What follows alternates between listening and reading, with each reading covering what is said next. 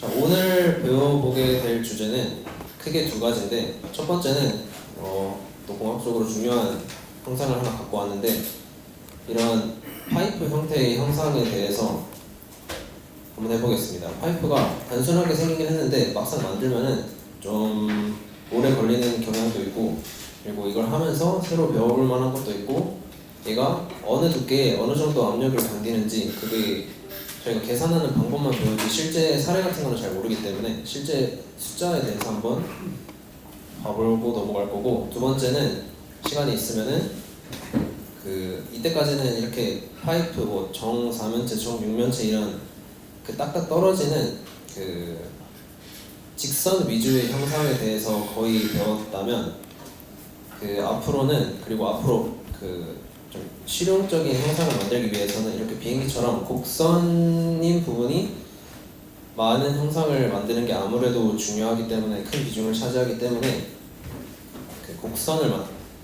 곡선을 아주 정확한 수치를 이용해서 만드는 방법에 대해서 한번 배워보겠습니다. 우선 파이프부터 하겠습니다.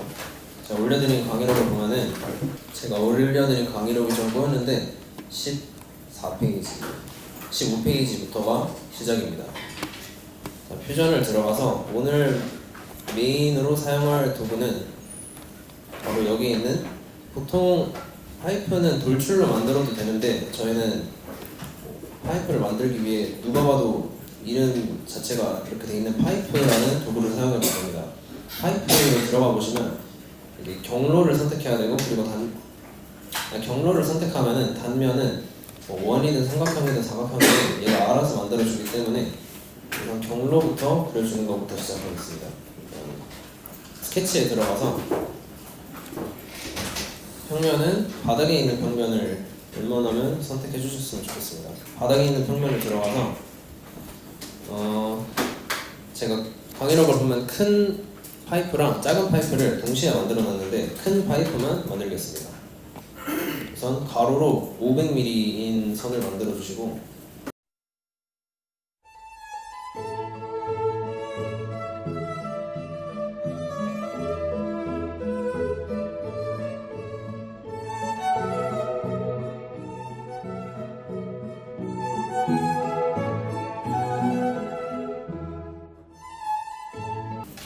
여기서 짚고 넘어갈 부분이 좀 궁금해 하시는 분들이 있었는데, 지금 보면은 지금 이 선이 검정색인데 강의록을 보면 파란색인 걸 확인하실 수 있는데, 이 검정색이랑 이 파란색의 차이점이 완벽하게 구속이 되어 있는지 안 되어 있는지의 차이입니다. 이 원점을 지나는 점이 있는 스케치는 무조건 이 원점에 구속되기 때문에 얘는 드래그를 아무리 하려고 해도 길이는 바뀔지언정 이 점의 위치는 절대 바뀌지 않습니다. 반면에 얘는 구속이 아무것도 안 돼 있기 때문에 이렇게 움직이면 자기 멋대로 자유롭게 움직일 수 있습니다. 그래서 뭐 원점을 이번에는 선택하든 말든 별로 상관은 없고, 500mm짜리 선 하나 만들어 주시고, 그 다음에 그 옆에 같은 직선의 연장선상에 있는 30mm짜리 직선을 만들어 주시면 됩니다.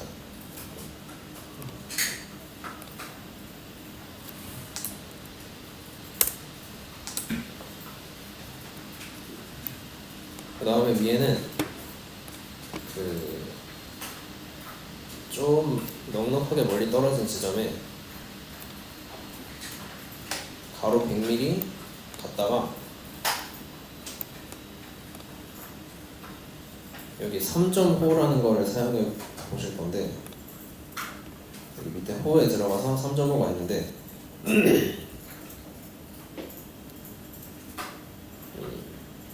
3점 호를 눌러서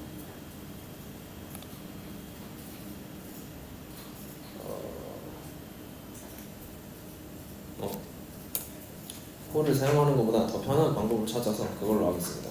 이 100mm 선을 길이를 173으로 바꿔주시고, D 누른 다음에 선 누르고 175를 누르고, 이거의 수직인 세로로 175인 선을 만들어 주신 다음에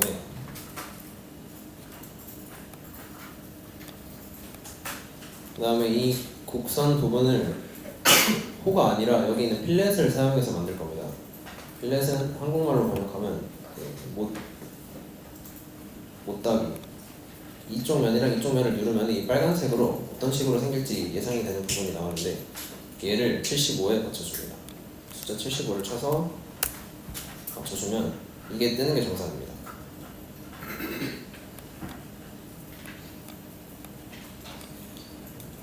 여기까지 만들었으면 이번에 만들어볼 세 가지 파이프의 경로를 만든 건데 보면 직관적으로 아실 수 있겠지만 제일 큰 길이 500mm짜리가 일반적인 직선 형태의 파이프고 위에 있는 게 그 곡선 형태의 파이프고 여기 오른쪽에 있는 300mm는 뭐냐 하면 파이프가 아니라 파이프랑 파이프를 연결해주기 위한 그 볼트랑 너트 그 나사를 만들어주기 위한 경로입니다.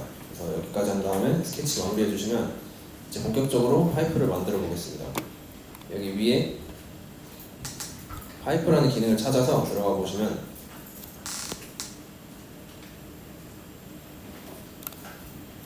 경로를 선택할 수 있는데 제일 큰 이 원기둥 일반적인 원기둥 파이프부터 만들어 보겠습니다. 보통 한 이 정도 500mm 파이프는 두께가 지름이 80이고 두께가 8mm 정도 되는 것 같아서 여기 보시면 이 속이 빈이라는 체크 표시를 누르면 속이 빈 형태를 만들 수 있는데 반대로 속이 비지 않고 꽉 차 있으면 그냥 일반적인 돌출과 다름없는 그런 형상을 만들 수 있습니다. 그래서 속이 비게 만들어서 단면 크기는 80 그리고 두께는 8 이 형태로 만드시면 일반적인 속이 빈 원기둥이 나오고 스케치를 계속 써야 되기 때문에 다시 켜주시면 됩니다.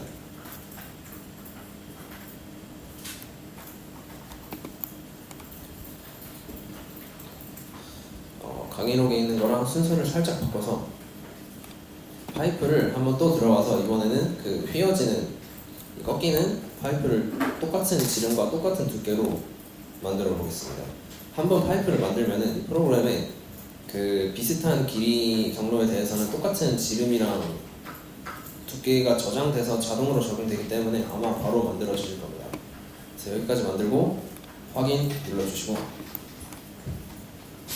그 다음에 마지막은 아까 그 볼트, 그 체결 부위라고 했던 이 부분을 만들어 볼 건데 똑같이 파이프를 사용해서 만들 겁니다. 여기는 들어가면 이렇게 지름 80, 두께 8mm가 뜨는데 저희가 원하는 크기는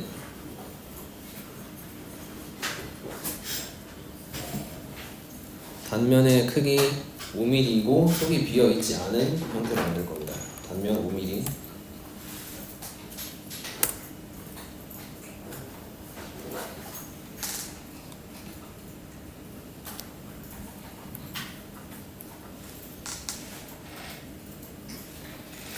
자, 여기까지 만들었는데 일반적인 실제 파이프를 보면은 이런 식으로 그 하나로 길게 쭉 만들어져 있지 않고 어느 정도 길이까지만 만들고 볼트를 체결하는 모습을 볼 수 있기 때문에 이거를 똑같이 표현을 해볼 겁니다.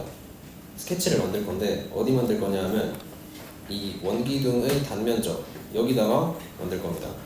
어떻게 만드냐 하면 여기를 눌러서 파란색으로 만들고 그 다음에 스케치 작성을 누르면 여기로 들어옵니다.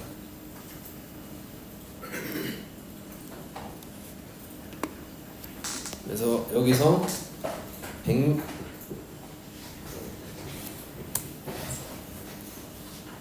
여기 스케치의 중심이 이 원형 단면적을 기준으로 만든 평면이기 때문에 이 원의 중심이 당연히 그 원점이 되고 이 원점을 기준으로 지름 100mm짜리 원을 만들어서 체결 부위를 만들겠습니다. 그 다음에 볼트를 끼워야 되는 부분을 만들어야 되는데 그 부분은 똑같이 원에서 이 중심 원을 사용해서 어디 만들 거냐 하면 이 가장 큰 원이랑 그 두 번째로 가장 큰 원 이 사이에 있는 딱 이 지점 그 절반 거리쯤 되는 이 눈금에다가 지름의 크기가 5mm 아까 아까 볼트의 지름도 5mm였는데 똑같이 5mm로 4군데 같은 방식으로 만들어 주겠습니다. 그 원의 경우에는, 특히 중심원의 경우에는 엄청 많이 사용하기 때문에 저는 여기서 단축키를 설정할 수 있는데, 저는 단축키 C로 센터로 설정을 해놓습니다. 5mm 4개를 만들어주면 이렇게 만들 수 있고,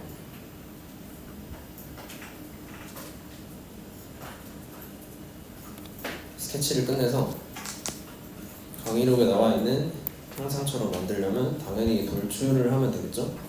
돌출로 들어가서 이 작은 원을 포함시키지 않은 상태로 이 부분만 선택해서 마이너스 10mm, 이 마이너스 플러스는 그냥 이 좌표축 방향인데 마이너스 10mm로 돌출을 해주면 됩니다.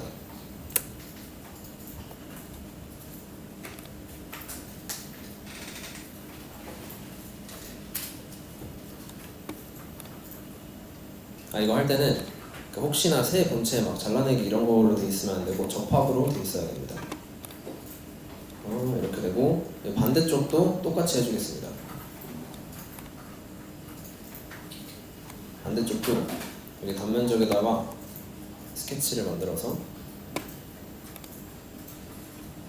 얘는 치수를 알 필요도 없이 이미 보이는 이 아까 돌출로 만들었던 이 형상을 그대로 똑같이 만들면 돼서 중앙 찍고 가장 큰 원과 같은 크기로 만들고, 이 작은 원 4개를 만들어도 되고 안 만들어도 되는데 저는 만들겠습니다. 5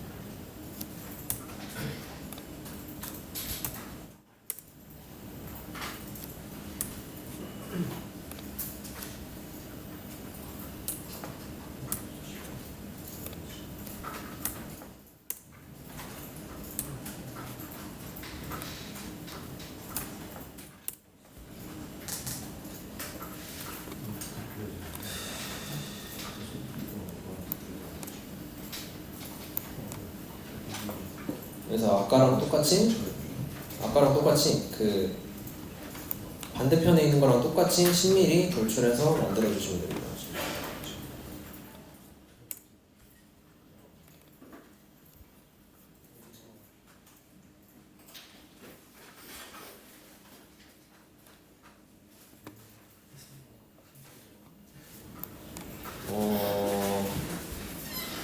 첫 번째 파이프를 생각보다 좀 금방 해버렸는데,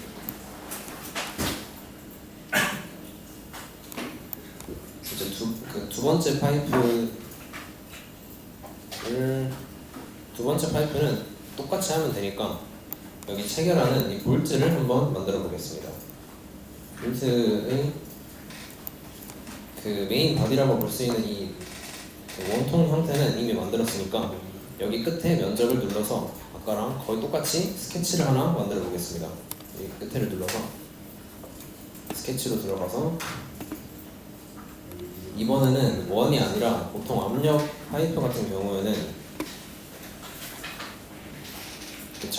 여기 안 보이긴 하는데 실제로 보면은 거의 웬만하면 엄청 두꺼운 육각 볼트로 만들어져 있기 때문에 저희도 육각 볼트를 한번 만들어 볼 겁니다. 스케치에 들어가서 내적 폴리곤을 눌러주신 다음에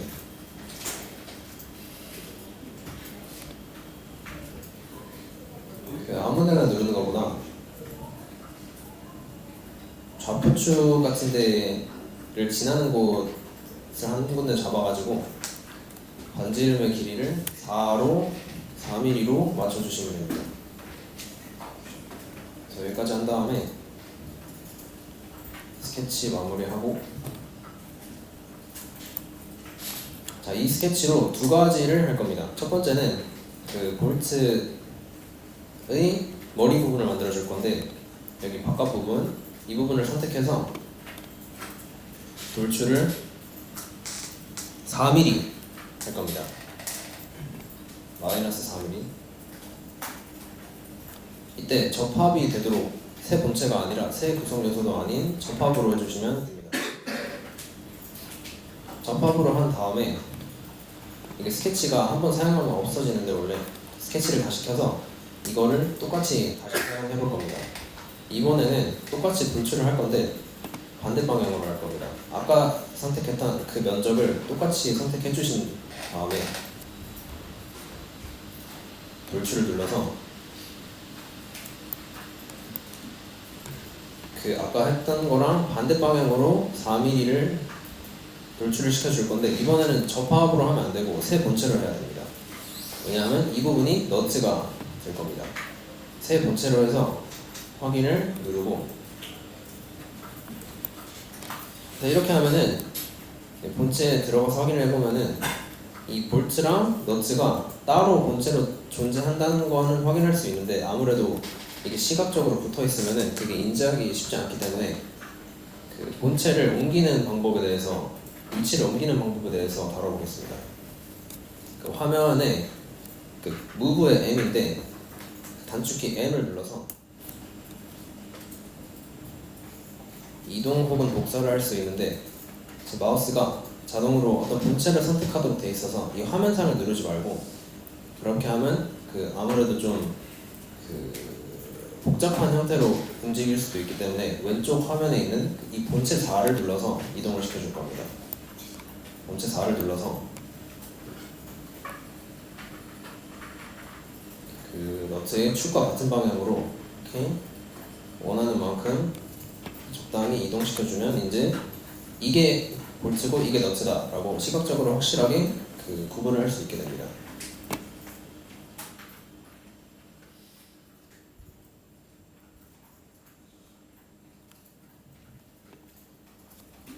까지 했고 다음은 얘가 아까는 나사라고 했는데 이 나사산이 없기 때문에 나사산을 한번 만들어 볼 건데 그거는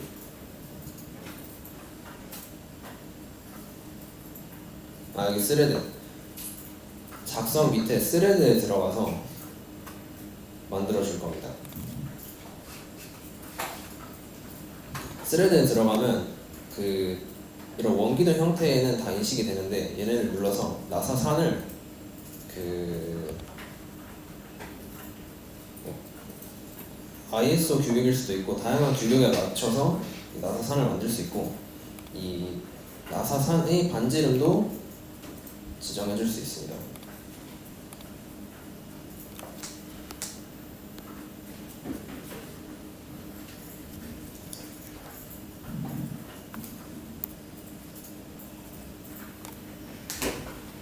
저희는 ISO 미터 퍼 프로파일 그 지름 6mm로 할 건데 지금 화면이랑 다른 게 이게 전체 길이가 아니라 일부분만 선택해서 할 건데 아마 이 각도의 화면에서 선택을 하면은 이 끝에만 만들고 싶은데 아마 그 나사산이 시작하는 방향이 뭔가 좀 맞지 않다는 거를 확인할 수 있는데 그럴 때는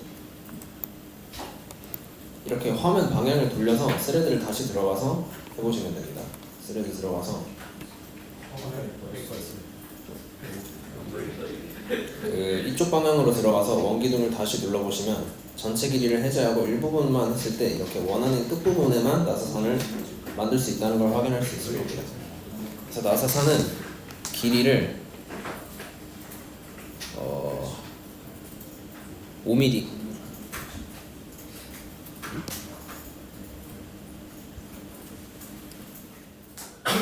크기를 5mm 그리고 길이를 6mm로 해줄 겁니다. 길이를 6mm 크기는 5mm로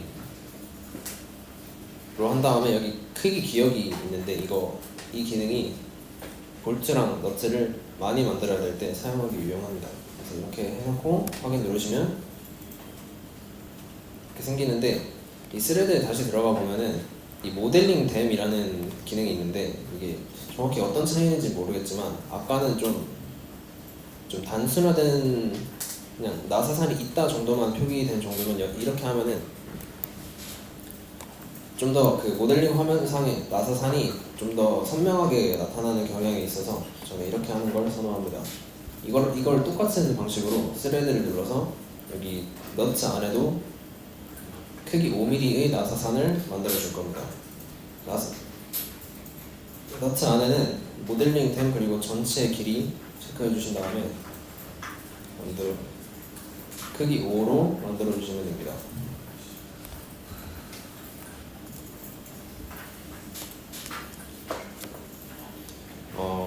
여기서 하나 짚고 넘어가야 될 게 저희는 방금 만들고 싶었던 나사를 직접 모델링하는 방식으로 했는데, 나사를 만드는 방식은 크게 두 가지입니다. 이렇게 직접 모델링하는 방법이 있고, 두 번째는 이거는 모든 웬만한 CAD 프로그램에 다 들어있는데, 여기 오른쪽 화면에 보시면 이 나사 모양이 있는데, 이게 뭐냐면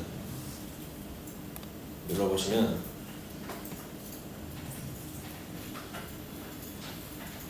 이렇게 이미 모델링 된 형태의 나사들의 CAD 파일이 여기 다 들어있습니다.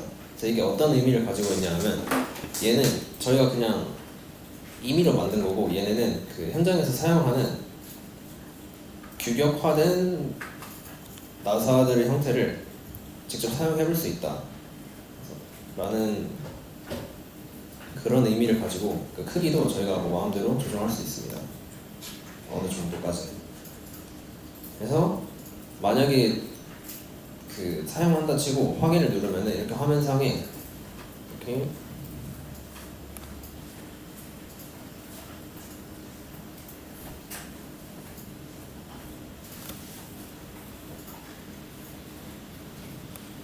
이렇게 선택한 볼트 혹은 너트를 만들어서 불러올 수 있습니다. 저는 이런 방식은 유용하긴 하지만 크게 사용하는 방식은 아니어서 일단 알고 있는 것만으로 의의가 있다고 생각하고, 그리고 이거 말고도 나사, 볼트, 너트, 그리고 기어, 엔진에 많이 들어가는 기어 같은 것도 이걸 통해서 소환을 할 수 있습니다.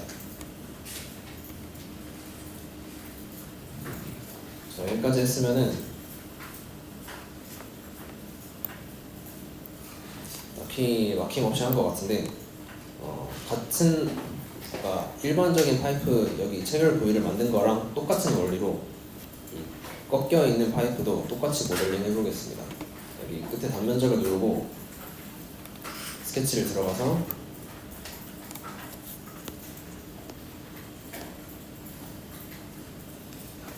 아까 지름이 100이었으니까 100으로 100인 원을 만들어주고, 그 다음에 나사의 체결 부위는 5로 맞춰서 만들어주겠습니다.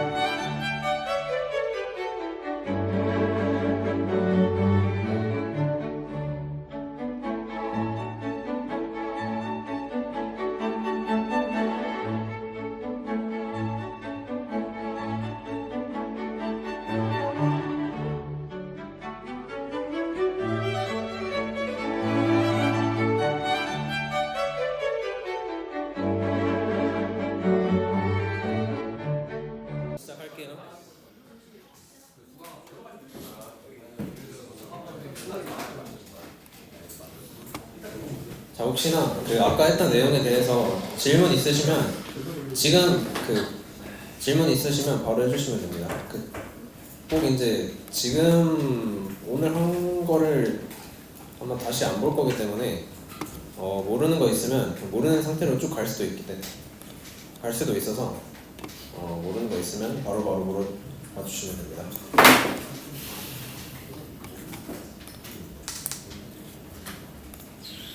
자, 이 파일은 제가 어제 수업 준비하면서 먼저 만들어 본 건데 이걸 통해서 지름 80mm, 두께 8mm 파이프가 어느 정도 압력을 견디는지, 그리고 나사가 지금 만든 볼트가 그 압력을 견딜 수 있는지 대충 한번 시뮬레이션을 돌려놓고 그 다음 예제를 한번 해보겠습니다. 어떻게 하냐면 저번에 말씀드렸던 것처럼 일단 모든 걸 구속을 해줘야 됩니다. 구속을 안 하면은 이 자유도가 다 이렇게 시뮬레이션을 돌리지 못하는, 전혀 고정되어 있지 않은 상태로 되어 있기 때문에 모든 객체들이 아예 움직이지 않도록 그냥 사실 별로 중요하지 않기 때문에 실험 대상은 이 메인인 얘 하나이기 때문에 얘를 제외하고는 다 그냥 아무 때나 구속을 해주겠습니다. 하고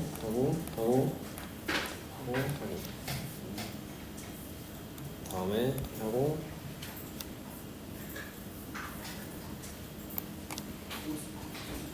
얘랑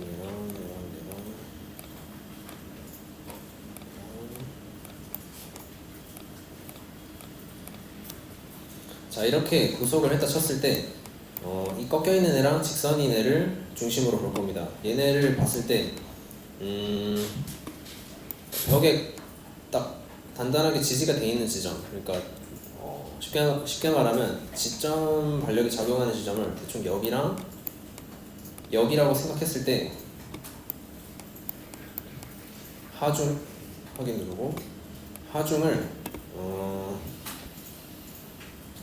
여기 안쪽, 여기 면, 그리고 안쪽 면, 이 작용하는 모든 면에다가 힘을 이렇게 압력처럼 면의 모든 방향에 골고루 작용하도록 한번 해보고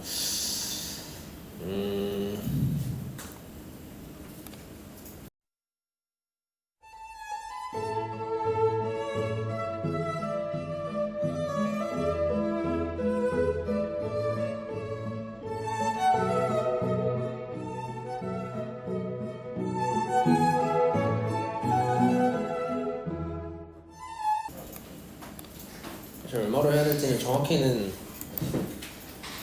잘 모르겠기 때문에 항상 하던 1000N, 100kg 정도 힘에 해당하는 1000N으로 한번 해보겠습니다. 그리고 이렇게 하고 하죠. 그래도 모든 면에 공평하게 1000N으로 하고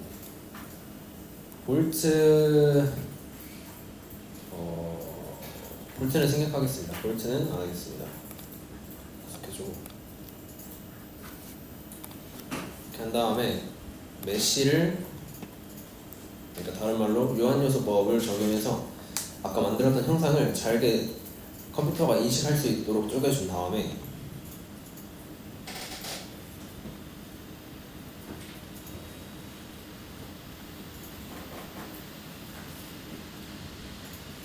이게 왜 작은 거랑 큰 거를 따로 만들었냐면 이 똑같이 생겼더라도 이 작은 거랑 큰 거랑 아무래도 실제로는 좀 다른데 요한요소법을 할 때 만드는 하나의 크기가, 단위 크기가 어느 정도 형상의 크기가 달라지더라도 일정하게 유지되기 때문에 당연한 소리겠지만 작은 형상은 적게 쪼개고 큰 형상은 더 많이 쪼개기 때문에 이렇게 메쉬를 하는데 오래 걸리는데, 얘의 경우에는 500mm면 한 50cm 정도 되기 때문에 메쉬가 좀 오래 걸리는 것 같습니다. 만약에 이 볼트 같은 거 하나 하면은 한 10초, 20초는 할 수도 있는데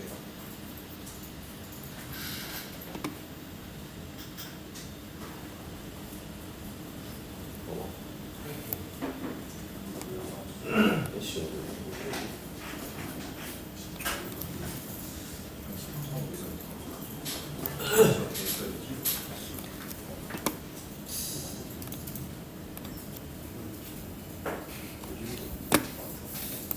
제가 작년 대회를 나갔을 때도 이런 식으로 메쉬 오류가 떴는데 이런 건 보통 어딘가에 그 형상을 만들다가 약간 말았거나 뭔가 좀 잘못된 아니면 실제랑은 좀 많이 다른 이렇게 본체를 만들다가 그냥 면 하나 딸려 남아있거나 약간 그런 식으로 뭔가 있으면은 이런 메쉬 오류가 뜨는데 하중을 구하지는 못했지만 이런 오류가 뜨면 안 된다 정도 확인하고 넘어가면 될 것 같습니다. 그러면 이렇게 치고 지금부터는 그 아까 만들었던 파이프들을 이용해서 이런 식으로 그 원래 파이프는 하나만 딸랑 있는 게 아니라 서로 길게 연결되어 있기 때문에 연결해보는 걸 한번 해보겠습니다. 아까 이거 하나 만드는데 한 20분 정도 걸렸는데 똑같이 한 번 더 모델링을 하는 것보다 아까 말씀드렸던 그 move 단축키로 M을 사용해서 이 본체들을 원하는 개수만큼 복사해서 사용해 보겠습니다. 일단 본체 1을 선택해 주시면 단축키 M을 누른 다음에 이 본체를 선택해 주시면 지금 이 상태로는 그냥 이동하는 것일 뿐인데 여기 밑에 4번 작성을 눌러주시면 4번이 그 하나 더 똑같은 복사본을 만드는 다는 점을 감안해서 얘를 이동시키면 컨트롤 C, 컨트롤 V처럼 똑같은 형상을 하나 더 만들 수 있는 그런 기능입니다. 그래서 이렇게 확인을 눌러주고 이게 이제 M을 눌러서 하는 방법이 가장 빠르기 때문에 저는 보통 이런 방식을 사용하는데 이런 볼트 너트의 경우에는 지금 하나의 체결 부위에만 4개가 있으니까 얘네를 다 연결하면 4의 배수를 엄청 많아지기 때문에 어떻게 할 거냐면 컨트롤 V, 컨트롤 C 그 복사 붙여넣기로는 그 똑같은 거를 여러 번 해야 되기 때문에 여기 밑에 패턴을 사용해 볼 겁니다.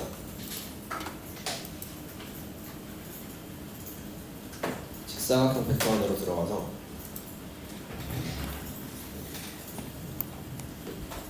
객체를 선택하라 했으니까 3 그리고 4를 선택해서 이제 축을 선택하면 되는데 축이 뭐냐 하면 아까 직사각형 패턴이라고 했기 때문에 직사각형이 그 X축 방향 아니면 Y축 방향으로 경로에 따라서 얘를 개수를 맞춰서 복사 붙여넣기를 할 수 있는데 개수를 4개로 하고 아까 선택했던 이 X축으로 이렇게 개수를 늘려낼 수 있습니다. 근데 이게 하나의 축으로만 할 수 있는 게 아니라 직사각형 패턴이기 때문에 두 번째 축으로도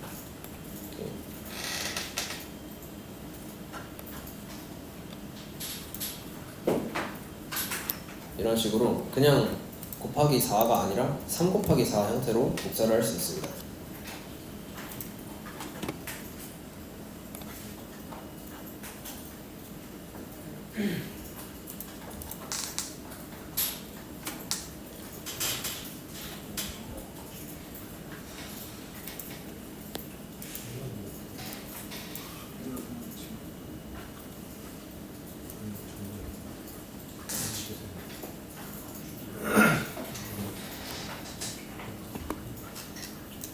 자, 이렇게 만들었으면은 이제 조립을 해볼 건데 조립을 하기 전에는 항상 본체를 여기 옆에 본체에서 구성 요소 작성을 해줘야 됩니다. 지금 보면은 본체가 총 한 28개 있는데 이걸 하나하나 우클릭해서 이걸 눌러주기는 많이 번거롭기 때문에 맨 위에 있는 본체를 누르고 파일 선택하는 거랑 똑같은 방식으로 Shift를 누르고 이 맨 밑에 있는 본체를 누르면 얘를 동시에 다 한 번을 선택할 수 있게 됩니다. 이 상태에서 우클릭을 누르고 본체에서 구성 요소 작성을 누르면 이렇게 본체는 없어지고 밑에 얘네가 다 따로따로 존재하는 구성 요소로 존재하게 됩니다.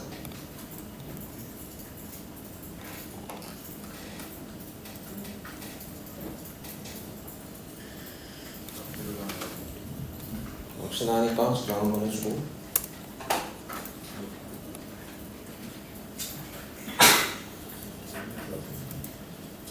곡선형 파이프부터 체결을 한번 해주겠습니다.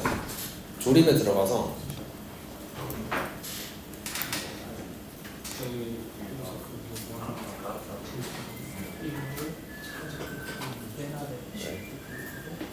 모르는 거 있어요?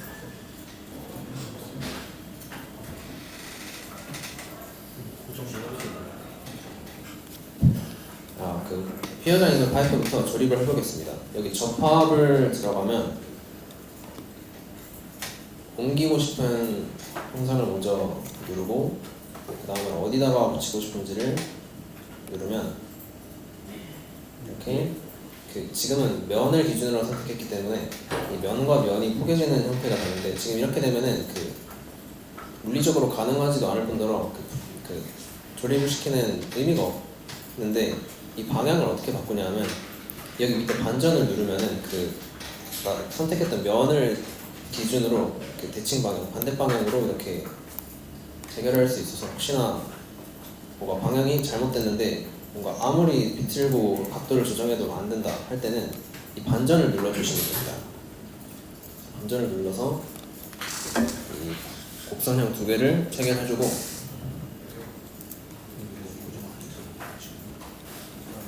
다음은 이 세로형, 이 직선형 얘네 둘을 여기랑 여기 체결해주도록 하겠습니다.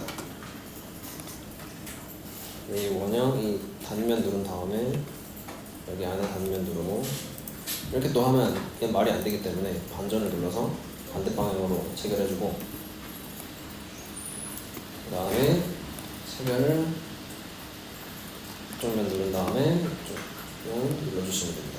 순서가 헷갈리면 안 되는 게 이동시키고 싶은 형상을 먼저 고른 다음에 어디로 가고 싶은지 그 목적지를 두 번째 그 다음에 선택해 주시면 됩니다.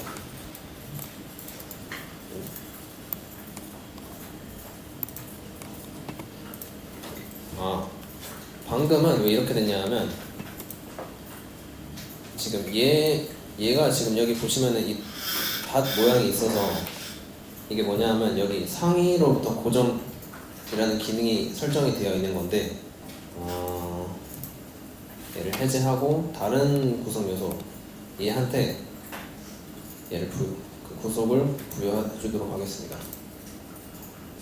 여기 휘어져 있는 애 둘 중에 아직 결합이 안 된 애를 골라가지고 찾아서 우클릭을 한 다음에 여기 닷 모양 상위 항목으로 고정을 눌러주도록 하겠습니다.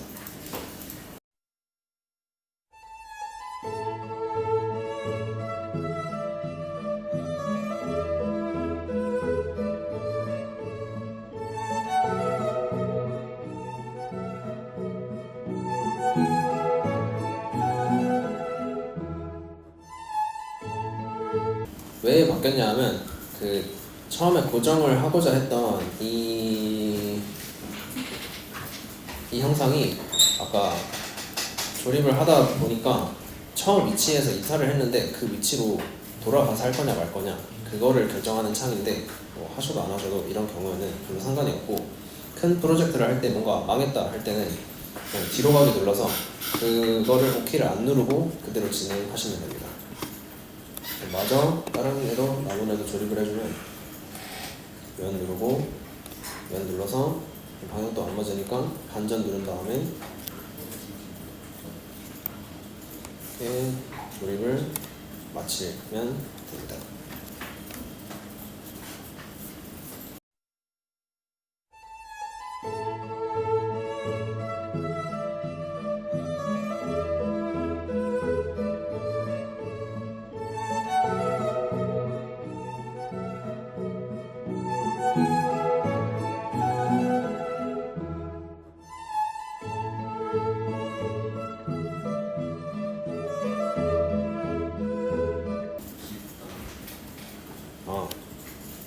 긴 거랑 구부러진 거 접합하는 방법은 다른 거랑 똑같은데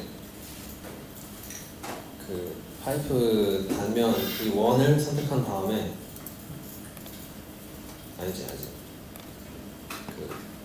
이동시키고자 하는 애를 먼저 이 면을 선택해 준 다음에 그 다음에 어디로 갔으면 좋겠다 그 목적지를 이 면으로 설정해서 눌러주시면 이렇게 이동을 하고, 만약에 방향이 좀 잘못됐다 하면 이 반전을 눌러서 방향을 맞춰주시면 됩니다.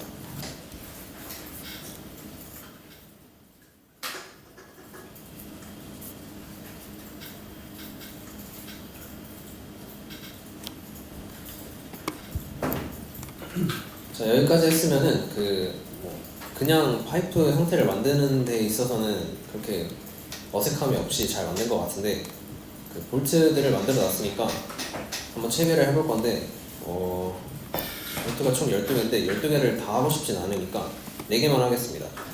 어떻게 하냐, 일단 이동시키고자 하는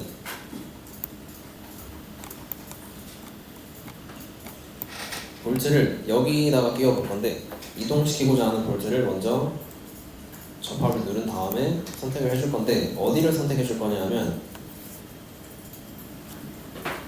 여기 헤드 안쪽에 여기 안쪽에 여기 원이 있는데, 이 원기둥이랑 육각기둥이 접하는 지점, 여기를 선택할 겁니다.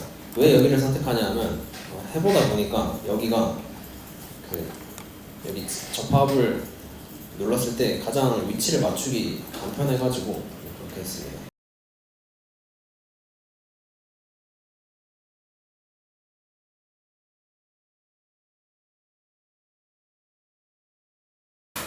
먼저 볼트 안쪽에 그 면을 선택한 다음에 그 체결 구멍, 그 면을, 그 입구 부분을 선택하면 이렇게 길이가 딱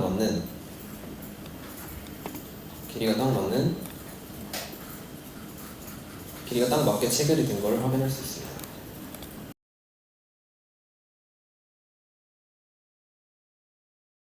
제가 이거 만들면서 오래 걸렸던 게, 아마 이 길이 같은 거 다 맞추면서 만드느라 오래 걸렸는데, 막상 다시 보통 거의 국룰이긴 한데, 처음 만든 걸 다시 만들 때는 시간이 엄청 단축돼가지고 하다가 날아가도 이렇게 좌절 안 하셔도 됩니다. 나머지 볼트들도 똑같은 방식으로 접합을 이용해서 체결해 주시면,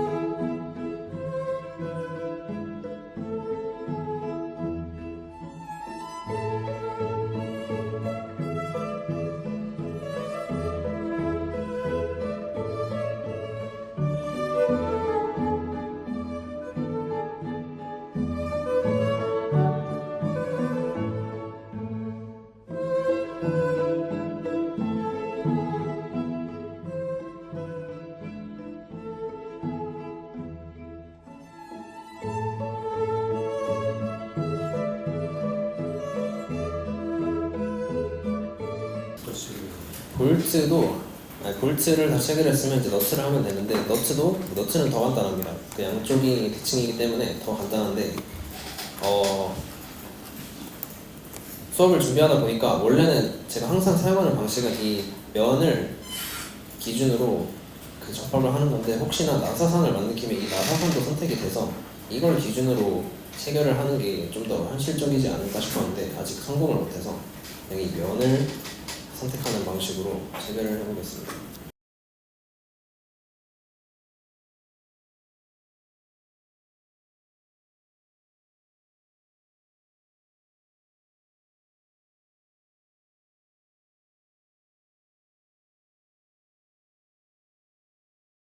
이게 뭔가 선택이 잘 안 된다 싶으면은 이 원기둥의 중앙 그 축 부분이 선택되면 되기 때문에, 이렇게 이 선택됐을 때 XY, Z 부분이 이 축에 있으면 된 겁니다.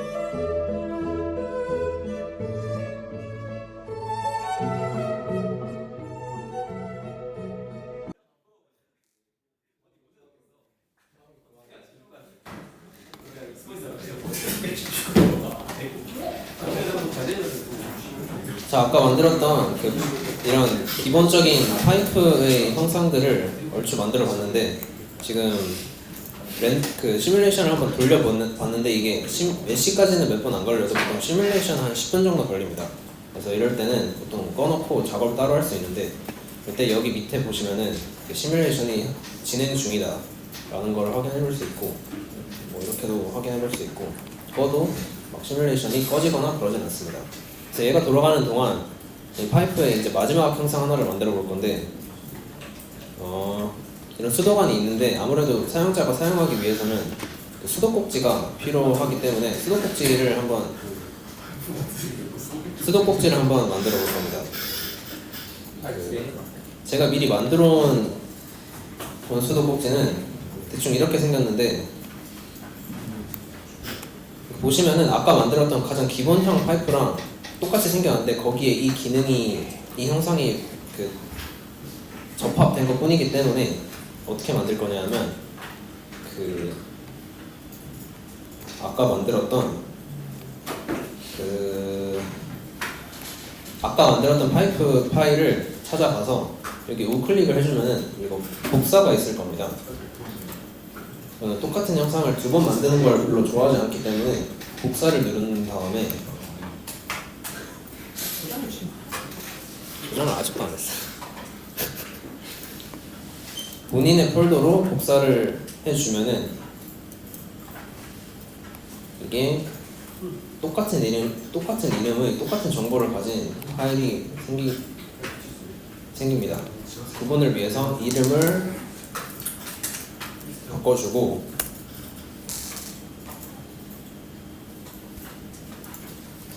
다음에 만들어준 새로운 파일에 들어가서 필요한 기본형 파이프 하나만 두고 나머지는 다 지울 겁니다. 원래 있던 파일을 지우시면 안 되고 새로 만든 놈만 지울 겁니다. 지울 때 이거 막 다 선택해서 지우고 이러지는 마시고 가장 깔끔한 방법이 뭐냐면 이 타임라인으로 들어가서 첫 번째 파이프를 만들었던 시점으로 돌아가는 게 제일 깔끔합니다.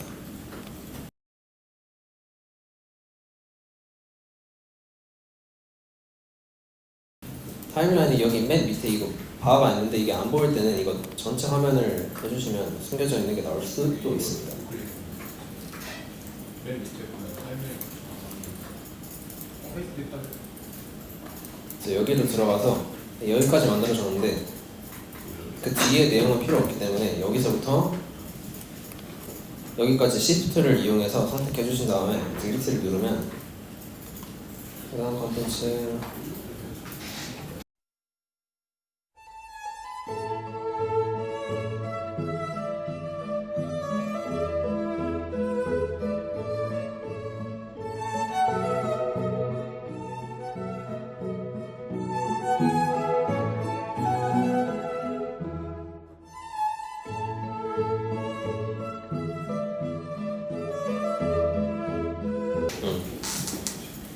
여기까지 만들어졌고 지금 본체 1만 필요하기 때문에 본체 2도 지워주고 본체 3도 지워줄 겁니다.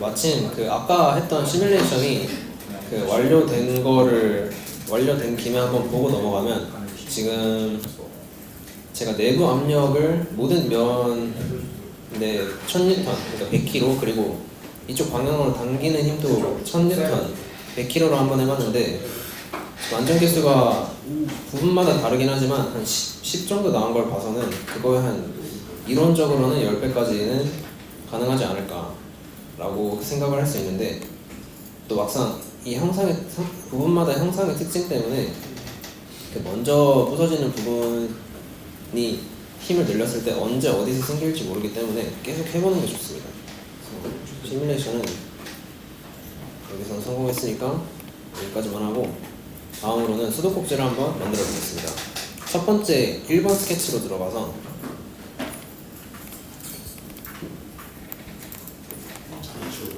남은 얘네들은 필요 없으니까 지우셔도 상관없고.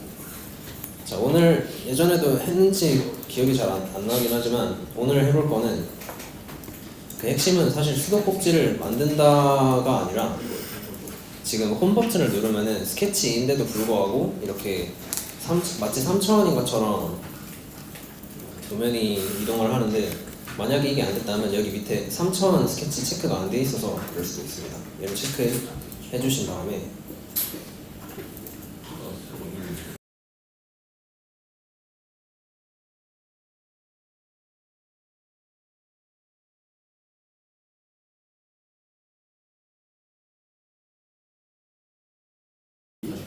자, 오늘부터 배워볼 거는 스케치는 무조건 2차원인 게 아니라 스케치도 3차원으로 만들 수 있다. 그리고 3차원으로 만들었을 때 그 이점이 생각보다 많다. 라는 주제로 한번 해볼 겁니다. 일단 아까 그랬던 남아있는 선분 하나에서 이 중심점을 찾아서 같은 평면상의 사실 길이는 크게는 상관없는데 100mm 정도 가보고, 그 다음에 이때까지는 X방향이랑 Y방향으로만 이동을 해봤는데 이번에는 Z방향으로도 그 선분을 만들 수 있다는 것을 한번 해보겠습니다. 어디서 만들 거냐 하면 이 선분의 끝부분에서 선을 만들 준비를 한 다음에 한번 클릭을 한 다음에 여기 보시면 Z, Y 방향으로도 갈 수 X, Y 방향으로도 갈 수 있지만 Z 방향으로도 이렇게 원한다면 갈 수 있습니다. 다른 방향의 경우에는 이게 기본적으로 XY 스케치이기 때문에 다 그 평면 위에 있지만 이 파란색 선, 그러니까 Z 축 위에 있는 경우에는 Z축으로 직선을 그릴 수 있기 때문에 여기다 마우스를 두고 높이는 20mm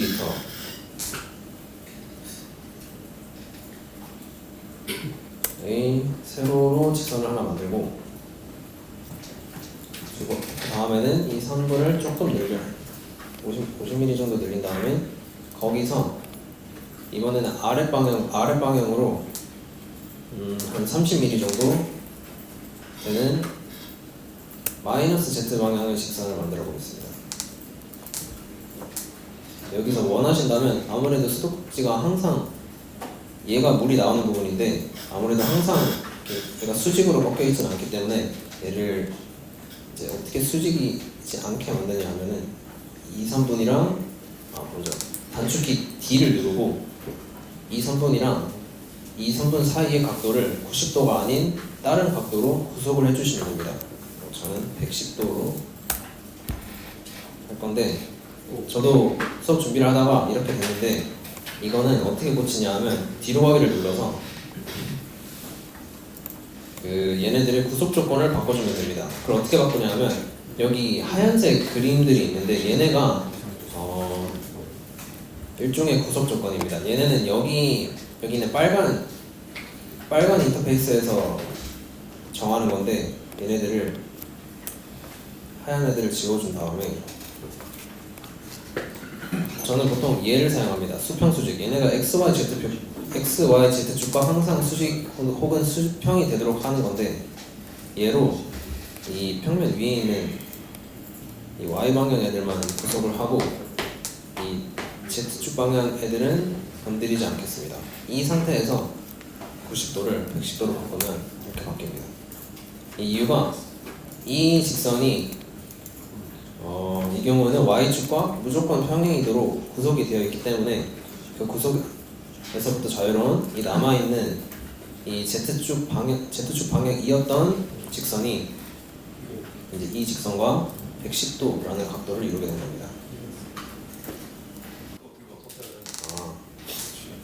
각도는 여기 스케치 치수를 눌러도 되고 아니면 단축키 D를 눌러서 해도 되는데, D를 눌러서 이 선분과 이 선분 사이에 각도를 바꾸고 싶은 거기 때문에 얘네 두 개의 선분을 순차적으로 누르면은 얘네 둘 사이에 성질을 부여할 수 있습니다. 그래서 원래는 90도였는데 얘네를 110도로 바꿔주면 됩니다. 스케치에서 할 게 하나 더 남았는데 마지막 하나가 뭐냐면 그 수도꼭지는 아무래도 돌려야 하는 부품이기 때문에 그 손잡이가 달려있기 마련인데 그 손잡이를 여기서 즉석으로 만들 수 있습니다. 이 플러스 Z 방향으로 20mm 가는 이 직선 끝에서 이번에는 공중에 떠있는 원래 처음 시작했던 평면이 아님에도 불구하고 직선을 그릴 수 있는데 이제 본인 이 점을 중심으로 X 방향 혹은 Y 방향 혹은 Z 방향으로 그릴 수 있어서 X 방향으로 2개, Y 방향으로 2개씩 길이 10mm로 손잡이를 십자가 모양으로 달아주도록 하겠습니다. 손잡이가 될 경로를 달아주도록 하겠습니다.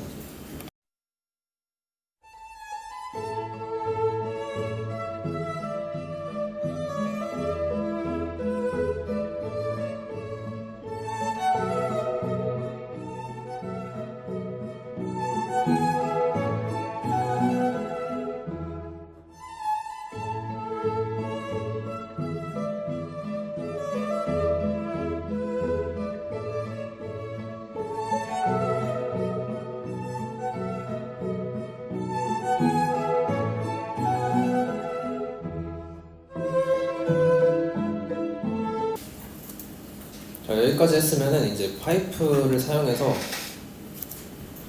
몇 번 사용하면 끝나기 때문에 거의 끝났다고 볼 수 있는데 제가 깜빡하고 안 한 게 있었는데 스케치로 다시 들어가야 됩니다. 스케치로 들어가서 그 파이프이다 보면은 아무래도 유선형을 띄고 있는데 여기 직선이 꺾인 부분이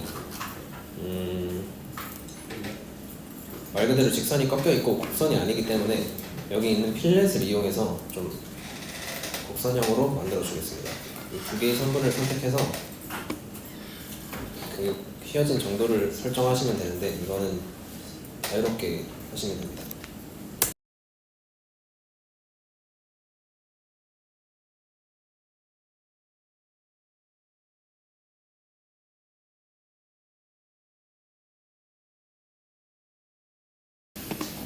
자, 여기까지 하면 이제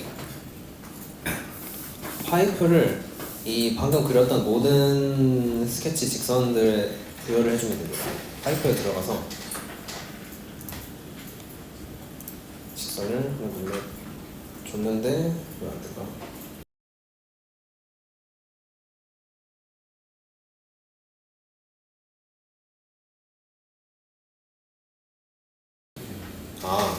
지금 단면의 크기가 5여서 그런데 얘를 20으로 수정을 해주겠습니다. 이 식으로 수정하면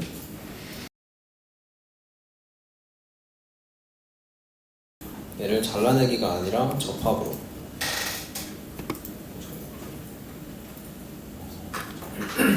해주시고 스케치를 다시 킨 다음에 여기 이제 손잡이를 달아줄 건데 손잡이를 만들기 전에 구멍을 아무래도 당연히 뚫어야겠죠. 구멍을 파이프를 이용해서 똑같이 뚫으면 되는데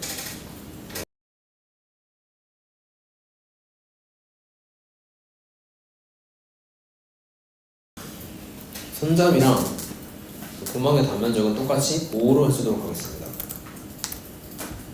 접합이 아니라 잘라내기로 만든 다음에 다시 파이프로 들어가서 그 똑같은 경로를 눌러주고 잘라내기가 아니라 접합도 안됩니다. 얘는 개별적인 부품으로 돌아가야 되기 때문에 새 본체로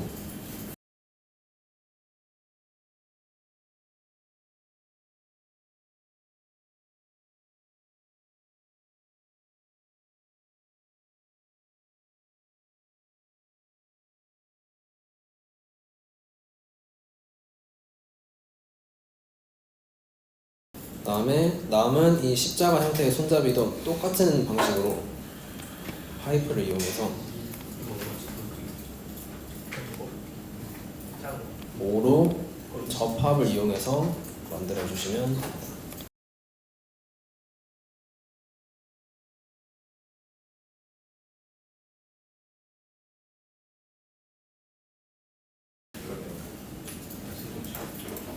자, 여기까지 했으면은 이제 마지막으로 그 모서리들을 조금 매끄럽게 만들어주는 과정을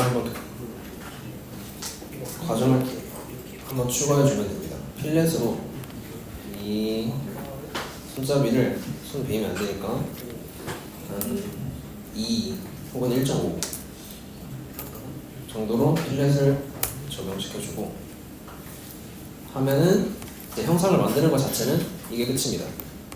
저는 강의록에서는 여기 내부에 돌출되어 있는 부분도 없앴는데 사실 이건 있어도 되고 없어도 되는 디테일이라서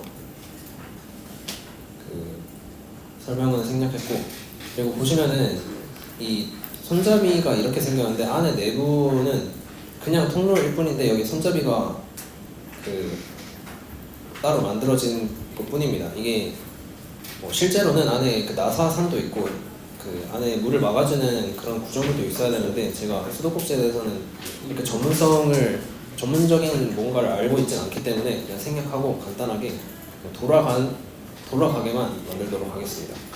돌아갈 수 있게 이 두 본체를 선택해서 본체에서 구성요소 작성 아까랑 똑같이 해주신 다음에 조립은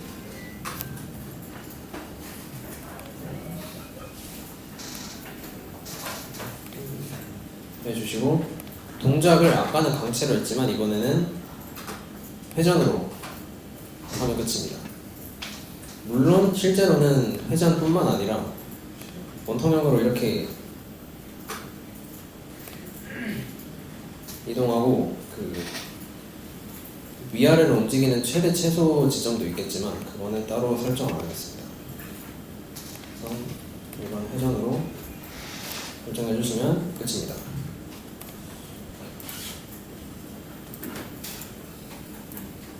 그리고 여기까지는 그냥 눈으로 봐주시면 되는데, 만약에 이 파일에 따로 만들어뒀던 아까 그 수도꼭지 부품을 추가하고 싶다 하면 이 파일에 들어가서 저장해 주신 다음에 그 사진을 드래그해서 옮기듯이 똑같은 방식으로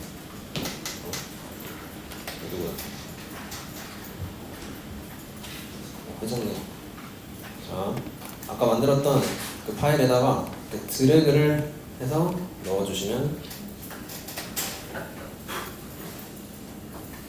이렇게 두 가지 파일에서 따로 만들어도 하나의 프로젝트에 참여시킬 수 있는 그런 방식입니다.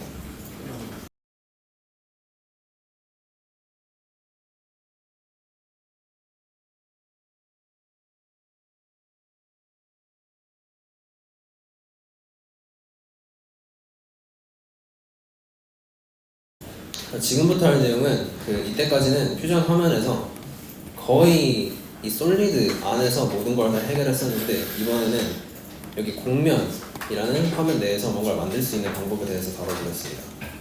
이 곡면을 언제 사용하기 유용하냐 하면, 이때까지는 이렇게 그 직선형으로 좀 정형화된 형상들을 만드는 걸 위주로 장점을 발휘했다면, 이번에는 곡선 형태를 띠는 물건을 만들 때 하다못해 이건 노출하겠습니다. 아무튼 이렇게 곡선형 물체를 만들 때 그 강점을 발휘하는 곡면을 이용한 형상 만들기에 대해서 다뤄보겠습니다. 우선 이렇게 얘는 거의 대부분 스케치를 만드는 게 그 주된 모델링이라고 볼 수 있는데, 우선 여기 밑에 3D 스케치, 얘는 항상 3D 스케치로 만듭니다. 3D 스케치를 눌러주시고 삼각형을 만들어 볼 겁니다. 어떤 삼각형이냐면 높이 100이고 가로 100, 높이 100이고 가로 100인 이등변 삼각형을 만들어주고,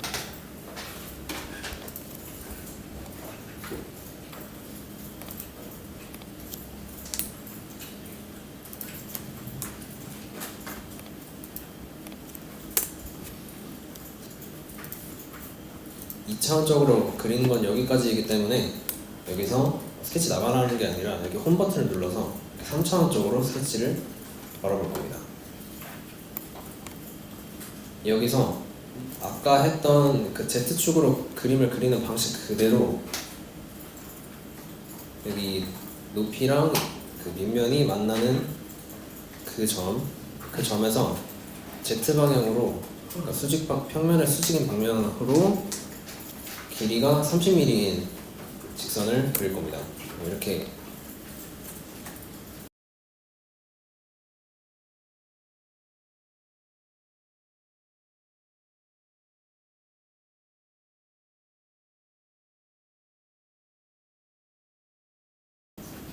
그 다음에 설명할 것도 없이 이렇게 선들을 다 연결을 해주고, 마지막 선은 그냥 각진 형태를 만들 거면은 이렇게 그어버렸겠지만, 이번에는 곡면을 가진 물체에 대한 수업이기 때문에 여기에서 여기까지의 선을 곡선으로 그려보겠습니다. 곡선을 그리는 방법은 두 가지가 있는데, 첫 번째 방식은 여기 맞춤점 스플라인을 사용하는 겁니다. 맞춤점 스플라인은 여기 그냥 스플라인 안에 들어있는데, 얘는 처음에는 그리는 방식이 그냥 직선과 똑같습니다. 직선과 똑같은데, 만약에 세 번째 점을 누르면은, 세 번째 점을 누르면 안 됩니다. 세 번째 점을 만약에 누르면은 이렇게 알아서 곡선을 만들지만, 저희는 딱 두 개만 선택해서 직선으로 만들 겁니다. 두 개 선택하고 이 초록색 OK 누르면은 이렇게 직선 형태를 띄는데, 이 초록색 얘를 움직여서 이렇게 이 곡선을 자유롭게 조정할 수 있습니다. 자유로움이 이 스플라인의 최대 장점인데, 이게 좀 뭔가 정확한 형상을 만들 때 다소 까다롭기 때문에 정확한 수치를 만들기 위한 경우에는 다소 어려울 수는 있지만, 그래도 나름대로 유용한 그런 툴입니다.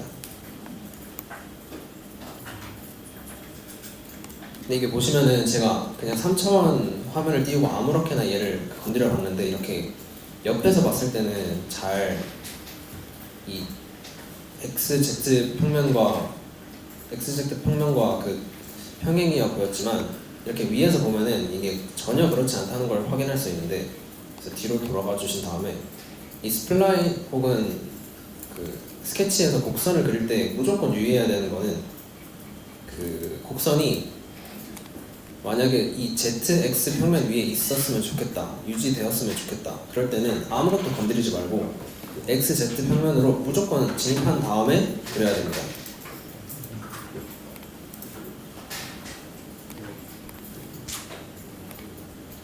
네, 말이 좀 어려운데 해보다 보면 알 겁니다 아마. 그리고 얘를 곡선으로 만드는 방법은, 이게 끝점의 접선인데, 아까 그랬던 스플라인의 이 끝점에서의 접선인데, 약간 미분한 그런 형상이랑 똑같은데, 이 접선의 형태를 바꿔줌으로써 이 기울기를, 이 곡률을 바꿔줄 수 있는데, 지금 얘의 경우에는 잘 보시면은 이 선을 눌렀을 때 얘가 하늘색인데, 아무것도 하지 않은 이쪽 접선의 경우에는 연두색인 걸 확인할 수 있습니다. 근데 이 연두색의 경우에는 움직여도 움직일 만한 이 점이 안 보이는데, 이걸 어떻게 하늘색으로 바꾸냐면, 이 초록색 선을 우클릭한 다음에 여기 곡률 핸들 활성화라고 되어 있습니다. 이게 그 영어 버전을 보면 좀 더 정확한 의미를 알 수 있는데, 이게 액티베이트 탄젠트 핸들입니다. 탄젠트 핸들을 활성화시키면 이게 하늘색으로 되는데, 이게 제가 어제 발견한 거지만 이게 사람이 사용하기 좀 쉽지 않게 만들어놨는데, 좀 상대적으로 긴 하늘색이고 작은 하늘색이 있는데, 이 짧은 하늘색을 제거를 한 다음에 얘를 움직여야 좀 잘 움직입니다.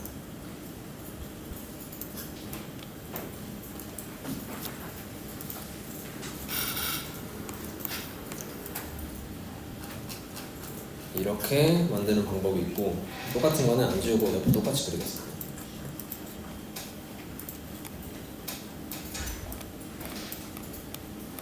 곡선을 그리는 두 번째 방식은, 만약에 정확한 수치를 알고 있는 경우에는 호를 그냥 그려버리면 되는데 저는 이 3점호를 사용해서 그려보도록 하겠습니다. 3점호를 선택해야 하면 호의 양쪽 끝을 선택하고 나머지를 그리면 되는데 아까 말씀드렸다시피 그리고 싶은 이 곡선이 있었으면 좋겠는 그 평면 위에서 그리는 게 가장 정확하기 때문에 XZ로 가서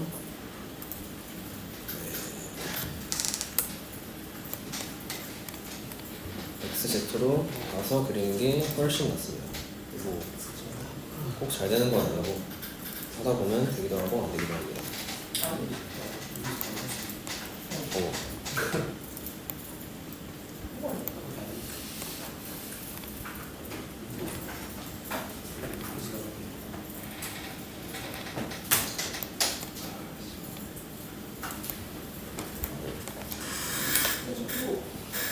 이 3차원 스케치가 진짜 사람 열받게 하고 싶지 않은데 하다 보면 익숙해지는 문제이기 때문에 적당히 다 그렸으면 여기서 스케치는 마무리하고 이거를 3차원 바디로 만드는 방식으로 넘어가겠습니다. 그게 오늘 설명의 끝인데 이런 식으로 3차원 스케치를 그리는 게 어떤 강점이 있냐 하면 이미 만들고 싶은 이런 형상에 대해서 잘 알고 있거나 직관적으로 그냥 와닿는 그런 형상이면은 크게 필요성을 못 느끼겠지만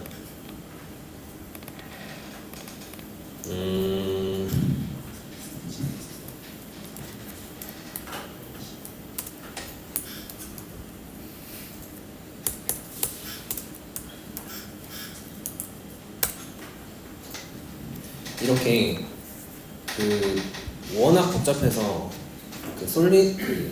일반적인 회전, 돌출 이런 걸로 못 만드는 형상일 때 이렇게 스케치를 했던 종이상에 스케치를 했던 형상을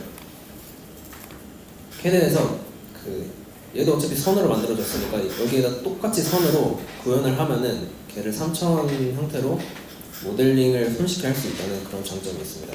그래서 여기서 이제 순서가 스케치에서 선을 만들고 그 다음에 평면을 만들고 그 평면들을 합쳐서 3차원을 만드는 건데 만들면 어떻게 만드냐면 여기 패치를 사용합니다. 패치는 해석하면 말 그대로 뭔가 메운다는 소리인데 선과 선들이 만나서 만드는 그 평면을 메운다는 겁니다. 그래서 하는 방법은 두 가지인데 첫 번째는 여기 체인 사용을 웬만하면 꺼주시는 게 좋고 그게 제일 중요하고 그 다음 중요한 거는 메워줄 평면에 세 선을 차례대로 선택해야 됩니다. 얘는 삼각형이어서 큰 의미가 없겠지만 사각형만 되더라도 얘 골랐다가 얘 골랐다가 얘 골랐다가 얘 고르면은 오류가 떠서 선택이 안 되는데 이렇게 세 개면은 큰 무리 없이 선택을 할 수 있을 겁니다. 그래서 보면은 이렇게 옆에서 보면은 이 평면이 아까는 솔리드로는 그렇게 쉽게 만들지는 못했던 이런 곡률이 있는 평면을 만들 수 있다는 점을 알 수 있고 패치라는 두 번째 방법은 이렇게 곡률이 없는 일반적인 평면의 경우 이렇게 마우스를 얹으면은 자동으로 선택할 수 있게 되는데 이렇게 하면은 클릭 한 번으로 바로 패치를 만들 수 있습니다. 그래서 만약에 3D 스케치를 다 했을 때 만약에 곡률이 없는 평면의 경우에는 웬만하면은 이렇게 마우스를 얹어놓고 스케치 화면에 있을 때 마우스를 얹어서 이게 평면으로 인식이 잘 되는지 확인을 해주시는 게 여러모로 정신 건강에 좋습니다. 나머지 패치들도 이렇게 빠르게 선택을 해주고